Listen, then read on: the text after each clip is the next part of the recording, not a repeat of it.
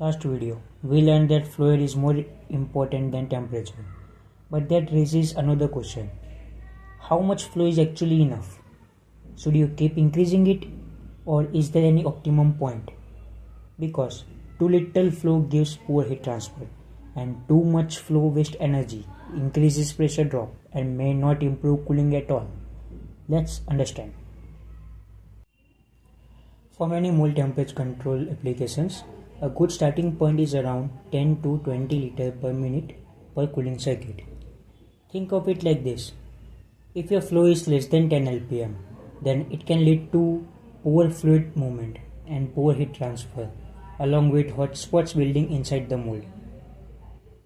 If your flow is around 10 to 20 lpm, then what it will lead to? It will lead to the good turbulence, better heat transfer, and uniform mold temperature. If your flow is much higher than 20 lpm, then it can lead to higher pressure drop, higher pump power, and very little additional cooling benefit. So, more flow isn't always better. There is a practical sweet spot. So, how can you estimate required flow? Here is a simple way to estimate the required flow. Step 1. Count the number of cooling circuits in your mold. Suppose your mold has 6 cooling circuits.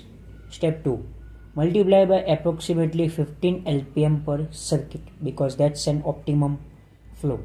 So 6 into 15 equals to 90 lpm total flow requirement.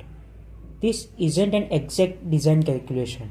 It's a practical starting point used before detailed engineering calculations. But here is something many engineers overlook. Even if your total flow is correct, your mold can still cool unevenly. Why? Because flow distribution matters. Imagine two parallel cooling circuits. One receives much more flow, other one receives much less. One side of the mold becomes overcooled, other one remains hotter. The controller still shows the correct temperature, yet your parts become defective. So, don't just measure total flow. Make sure every cooling circuit receives nearly equal flow. The simplest way to check flow distribution is by installing a flow meter on each cooling circuit. As a general guideline, less than 20% variation means the flow is good.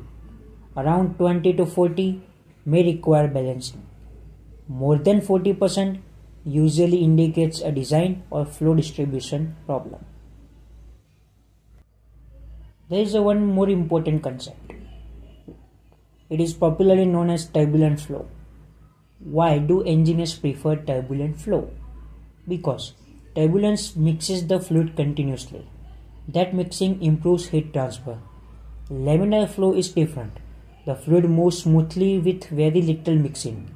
As a result, heat transfer becomes less effective. That's why the goal isn't simply high flow. The goal is enough flow to create good turbulence without wasting pumping energy. So here is the takeaway. Temperature tells you what the fluid is. Fluid determines how much heat is actually transferred. And balanced flow distribution ensures every part of the mold cools evenly. Remember, temperature sets the target. Flow rate delivers the heat. If your mold isn't cooling uniformly, don't just blame the temperature controller. Check the flow first.